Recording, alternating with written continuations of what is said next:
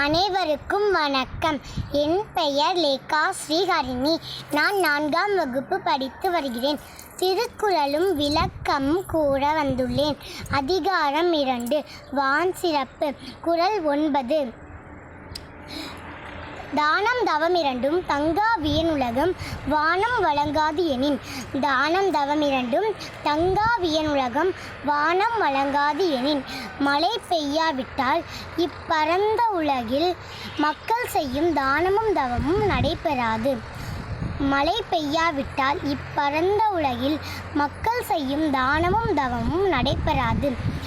குறள் 10. நீரின்று அமையாது உலகியனின் யார் யார்க்கும் வானின்று அமையாது ஒழுக்கு.